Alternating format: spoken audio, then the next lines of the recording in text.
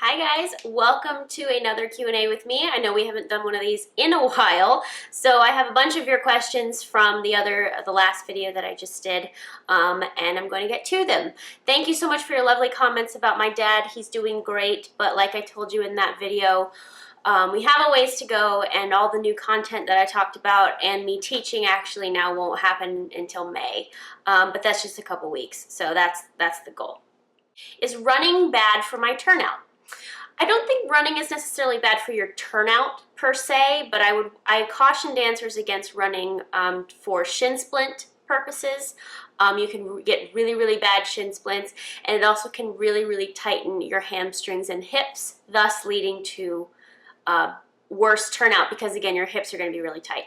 So if you're going to run, I would recommend really, really stretching after every time, or really rolling out your shins, because again, you're just gonna get so tight. I could never run because I would just get miserably terrible shin splints. So running is not my favorite thing for dancers, but if you are a runner and you enjoy it, great, but just make sure you stretch and roll out every time afterwards. Do you admire any particular dancers from the past, and if so, who and why are they special to you? My favorite dancers growing up were always the ones who were true artists. Jennifer Ringer, Wendy Whalen, Darcy Kistler. I loved Darcy Bustle from the Royal Ballet growing up, Alessandra Ferri from ABT. I believe she was also at the Royal at one point.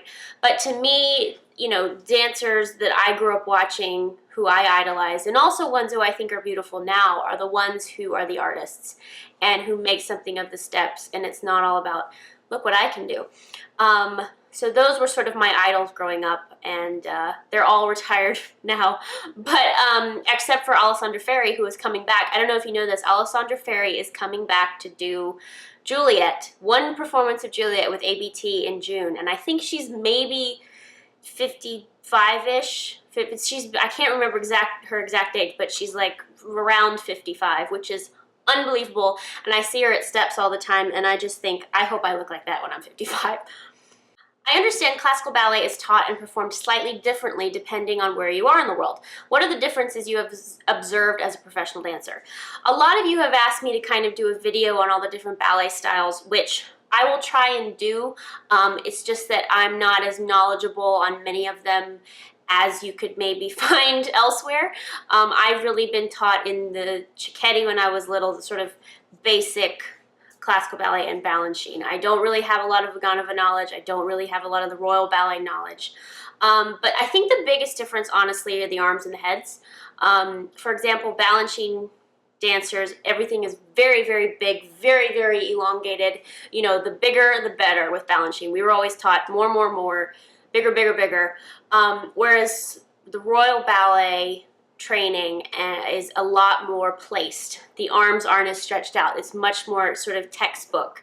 And the Russians are kind of known for their incredible lines, but then they sometimes lean more towards the Royal Ballet style. So it's different, but I would say the biggest difference has to do with the arms and the heads. Because, you know, an arabesque is an arabesque. Your leg's going to be up behind you no matter what style it is. So what makes it different between everything are the arms. But I will look into doing a video explaining the different ballet styles if you guys want me to. You're from Alabama. I'm in Alabama. Where do you teach? Jen, I live in Mobile, Alabama, and I grew up at the ballet school, Mobile Ballet, and I will still teach there occasionally. But you also asked about my home studio. What I was talking about home studio wise that I've done in many, that you see in many of my videos, is that we have in our house that my parents still own, they converted one of the bedrooms into a ballet studio for me that I still use when I'm here. So it's great because then I don't have to like haul all the camera stuff to go film or rent a studio to go film. I literally walk across the hall from my bedroom and film a video. So that was the home studio I was talking about. But I'm in Mobile, Alabama, which is as far south in Alabama as you can possibly get, right on the Gulf Coast. And I teach at Mobile Ballet occasionally, which is one of the places I'm teaching this summer. And those classes are open classes. So again, I will link all that info below. If you're in the Gulf Coast area and want to take classes this summer, I will be teaching there. Are you single? No, I am not. I know I don't usually talk about personal stuff like this on here with you guys, but I'm not single, and I'm very happily not single. My boyfriend's name is Eric, and I'm sure you'll probably see him in pictures at some point, or maybe meet him on here at some point, but he is phenomenal, and we are very, very happy, and no, I am happily not single and very happy to be taken. Is there any possibility for you to tour in Europe? I think you said once in an interview or video that you were also looking into auditioning for European companies. How has that changed, or has it? Has that changed? I would love to tour in Europe. I mean, the nice thing about what I'm doing now, regardless, is that I would love to, if we could bring, you know, a show to Europe, absolutely, I would jump at the chance to do that. As far as European companies go, I don't know.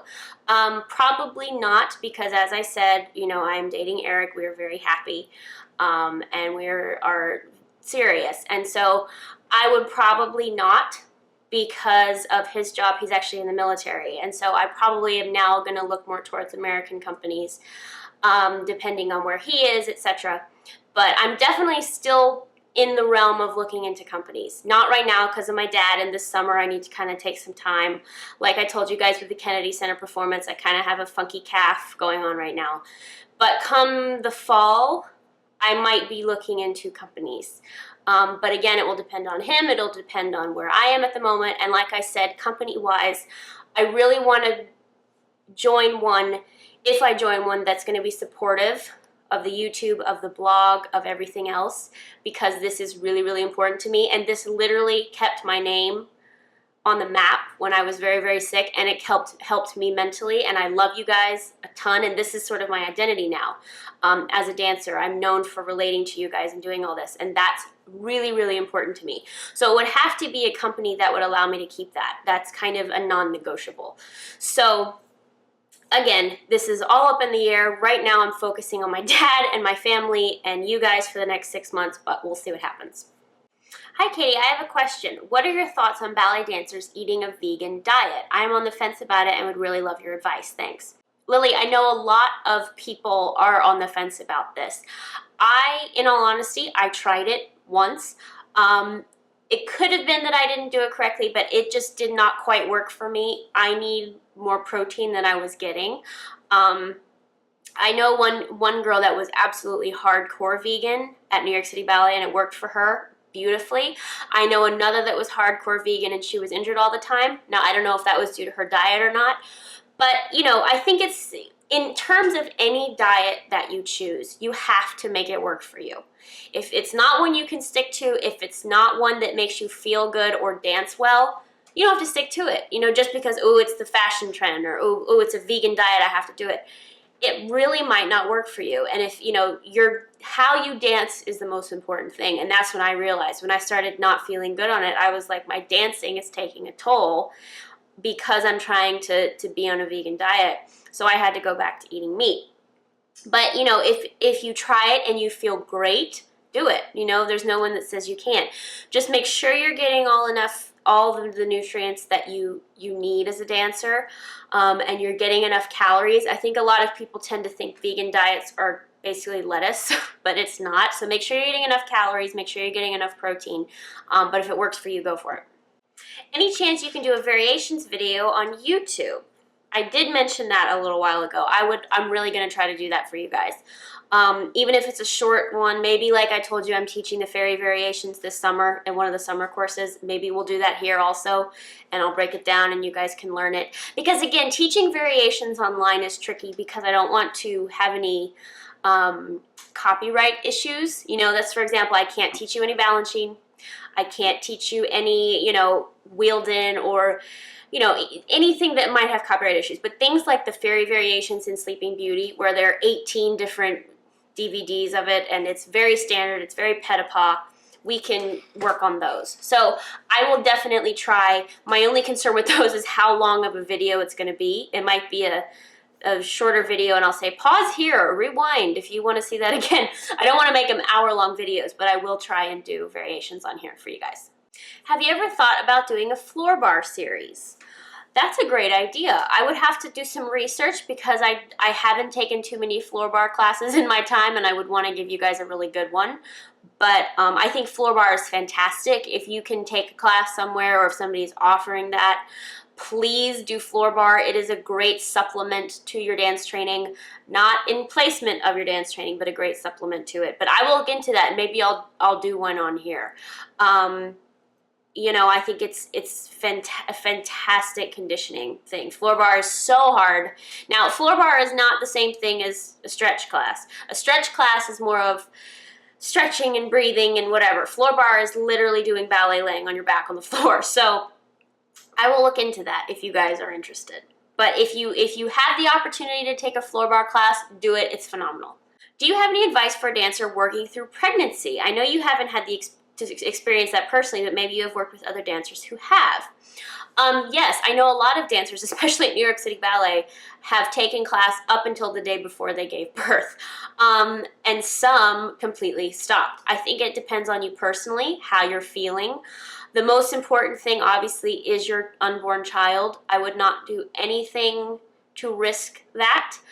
There have been some videos of late of Ashley Bowder doing fouettes 8 months pregnant. That I think is a little risky, especially for the baby. But you know, I think you just have to use your common sense. I would maybe watch the arabesques, watch doing too many turns, watch, you know, the jumping, because again, you want to stay. I understand you want to stay in shape. I understand you don't want to lose your dancing technique, but you're carrying a child, you know, and I think at that point, your child is the most important thing. And I personally wouldn't want to risk anything to hurt my unborn child, so I would probably be overcautious. If it's your second child, however, and you've kind of figured it out and you know what your body can handle and you know what it can't, then you might be able to take class a little bit more. But some dancers, the ones I know that did it correctly, really, they took barre up until the day before they gave birth, and that worked for them. I know a dancer at the Royal Ballet did that, a couple dancers at New York City Ballet did that, and it really helped them because it, again, keeps your muscles engaged, keeps your core engaged. But if you ever feel at the point where you're putting yourself at risk or your child at risk, I would stop. But I think it's totally fine if you monitor it. I know most of the SAB students come from the summer course, but did you have anyone in your class that came from the September auditions? If so, were they just local or did they dorm? Some people did audition in September and then start in the year. I believe Erica Pereira, who's a soloist now at the company, is one of them. However, she was local because she went to Ballet Academy East her entire life, and she did not dorm. So, but it is definitely possible. And I know there was somebody in my class, and I can't remember who it was, who auditioned in September and stayed for the year in the dorm. The tricky thing now, though, is dorm availability. So if you are going to audition late in September and not do the summer course, you probably will have to look into, if you get accepted, other housing, because most of the year-round kids will have already booked their dorms for the following year, as will the SAB kids who are staying from the summer course. So it is possible, absolutely possible, to be accepted into the winter course, not going to the summer course, but dorming is another situation. It just depends on availability. What are some of your personal weaknesses as a dancer? Fantastic question. Growing up, I really had to figure out petit allegro. I'm a short dancer in terms of the height spectrum. I recently actually grew an inch, so now I'm 5'5", but when I was in the company, I was barely 5'4", and yet I have really big feet. And so, you know, the shorter dancers tend to get the faster rolls, the faster, more jumpy rolls, as opposed to the tall people. And so I had a really hard time with fast footwork and fast petit allegro. I didn't have that uber strength. I didn't have that quickness because my feet literally like flopped. Turnout was a weakness of mine. I'm still not flat turned out, but I know how to use it. You know, I know how to shape my feet, shape my legs to make it look like I'm turned out, when in fact I don't have a lot of turnout at all. So I'd say turnout was a weakness of mine, and like quick jumps. I was always great with big grand allegro, but quick petit allegro I hated. And it's still not my favorite thing, because of my proportions, because of my feet, and just in general, I was never a fan. Last question. Would you maybe be able to make a video on how to deal with being behind in ballet? Yes, I think a lot of you have asked about this particular question. What do I do if I'm behind? I have a friend who's behind. I will maybe expand upon this, but I think the main thing to focus on is technique, technique, technique. Because if you develop bad habits now, especially if you're behind, it's only going to make you further behind down the road. So really try and hone in on what the teacher is saying technique-wise, and don't worry so much about getting your leg high and flourishes. That will all come. So if you feel like you're behind, go back to the basics, back to proper placement, back to sort of ballet 101. You know, don't worry about wrapping your leg around your ear. It's not going to help you in any way. So I think, again, this is easier to expand upon in a showing video in a studio, but if you feel like you're behind, really focus on technique and placement. And that's if also, no matter where you are in the class, if you want to improve quickly, placement and technique, no flourishing for now, no cheating for now. I'm telling you, cheating really only sets you back later on. So really just focus on that, and I will expand upon that if you guys are interested. A lot of you are asking for more point work videos. I will do that. More workout videos. Again, I will be transitioning to the new schedule, which I believe is going to alternate weeks, Tuesday, Thursday, and Monday, Wednesday, Friday. So it's not going to be Monday through Friday every week. That would be too much. But like I said, we're going to do more than we were, and different kinds of videos and things.